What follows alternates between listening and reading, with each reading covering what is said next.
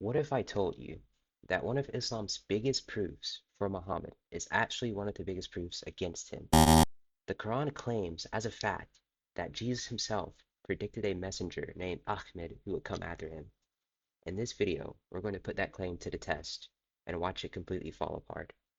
And when Jesus, son of Mary, said, O children of Israel, I am the messenger of Allah to you, confirming that which is before me of the Torah, and bringing good news of a messenger to come after me. His name is Ahmed. Then, when he came to them with clear proofs, they said, This is obvious magic. Alright, let's unpack what we've just read. Because on the surface, this verse is meant to be a powerful bridge connecting Jesus to Muhammad. But when you look closer, this verse doesn't build a bridge. In fact, it digs a grave for its own credibility. And it does this by creating two massive inescapable problems for Islamic theology.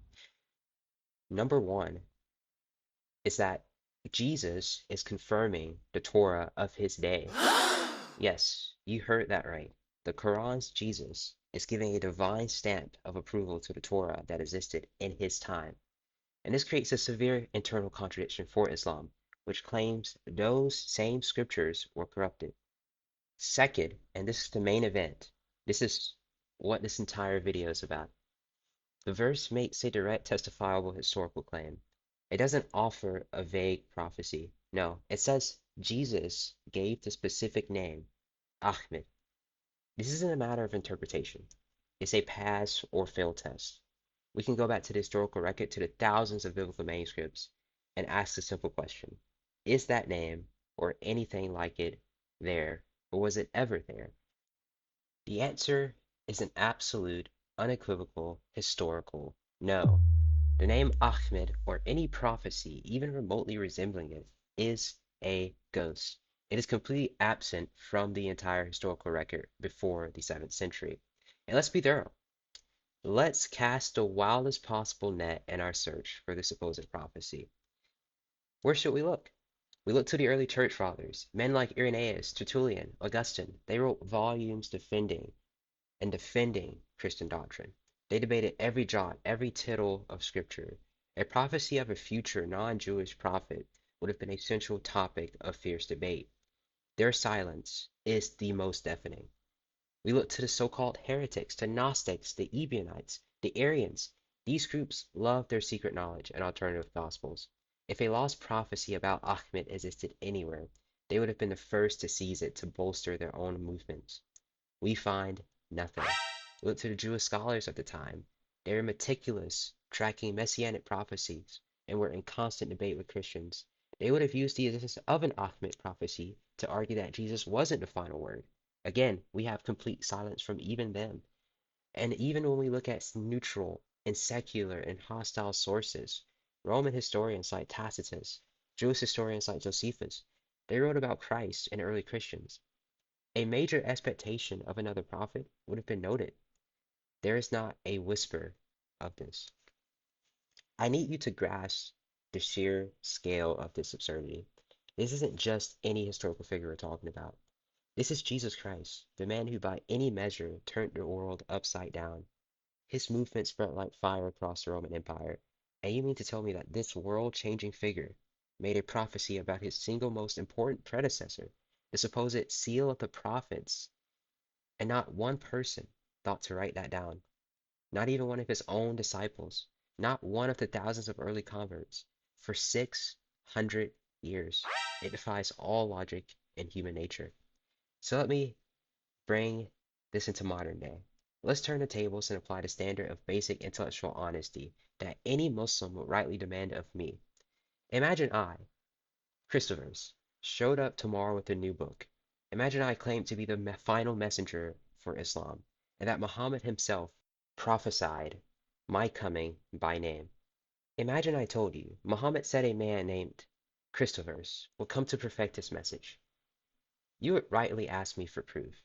You would demand to see my name in any pre-existing Quranic manuscript or Sahih Hadith, and when I couldn't provide a single source, you would have to admit that either I'm a fraud or a lunatic, and you would be right to do so.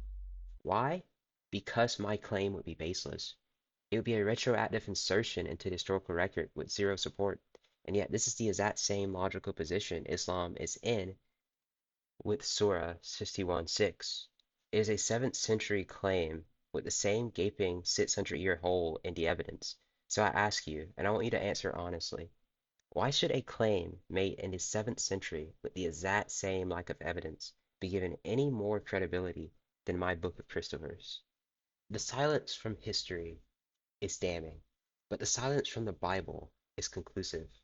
The problem isn't just that the Bible doesn't mention an Arabian prophet, it's that the entire biblical narrative is structured in a way that makes such a prophet impossible. Let's start with the Old Testament. Muslim apologists will often run to Deuteronomy 18, where God promises Moses he will raise up another prophet, but they conveniently ignore the explicit non-negotiable condition in verse 15. God says he will raise up this prophet from among you, from your brothers. Who is Moses speaking to? The nation of Israel. Who are the brothers? Fellow Israelites. The prophecy is ethnically and nationally sealed. It is a promise made to Israel about an Israelite. An Arabian prophet is disqualified by the very words of the text they try to use as proof. In fact, this has been universal consensus from the very beginning of the church, even among modern day Jews and among the Jews of Jesus' own time. The New Testament delivers the final decisive blow. The opening verses of the book of Hebrews slams the door shut on any future prophets. The author of Hebrews writes, long ago, at many times and in many ways, God spoke to our fathers by the prophets, but in these last days he has spoken to us by his Son. Do you see the contrast? The age of the prophets is declared to be over. The final complete and superior revelation has come not through another messenger, but through the Son of God himself. Jesus isn't just another link in the chain. He is the end of the chain. And to claim another prophet comes after Jesus is to directly contradict the New Testament's central claim that Jesus is the final word from God. In fact, Jesus is the Son of God according to the New Testament. What more would God give besides his own Son? Why would God give another prophet who, objectively speaking, is morally insuperior to Jesus himself? Why would God send a sinful man after a sinless one? It doesn't make any sense. Why would we choose a prophet that has done terrible actions compared to the sinless Son of God? To go to another prophet besides Jesus Christ is to downgrade. So not only is there no prophecy of an unlettered prophet, according to 7157, or an Arabian prophet, the very concept is alien to the biblical model. The prophets of the Bible were literate, masters of the Torah. They were from the line of Abraham, Isaac, and Jacob. The Bible lays out a specific job description for its prophets, and Muhammad meets none of those qualifications. The Bible doesn't just fail to predict him, its prophecies actively exclude him. It's not just a blank page, it's a no vacancy sign on the office of prophet, personally signed by Jesus Christ himself. So let's return to where we started. The claim in Surah 61, verse 6. We've placed it on the scales of evidence, and the verdict is not just clear, it's overwhelming. On one side, we have a single verse written in a 7th century text with no supporting evidence of any kind. On the other side, we have the crushing weight of everything it contradicts. The silence of 600 years of history, the unanimous testimony of thousands of biblical manuscripts, explicit prophecies of the Old Testament that point only to an Israelite prophet, the definitive declaration of the New Testament that Jesus is God's final word, and the basic rules of logic which tell us that a claim without evidence is a claim that we must reject. This isn't a minor issue. This isn't a translation dispute. This is a foundational claim of Islam that is demonstrably false. It is a historical fiction created centuries after the fact to insert a new prophet where he does not belong, and it forces us to ask a hard, honest question. If Islam is wrong about this, if it is willing to put a false prophecy into the mouth of Jesus Christ himself, what else is it wrong about? How can you trust a building whose very cornerstone is cracked? And that's why I'm not a Muslim. Not because of anger, but because the evidence leads elsewhere. It leads to the real Jesus. Not the phantom prophet of the Qur'an, but the historical person revealed in the Gospels. The real Jesus didn't prophesy another messenger because he was the message. He didn't come to point us to a future prophet. He came to be the perfect sacrifice for your sins and mine.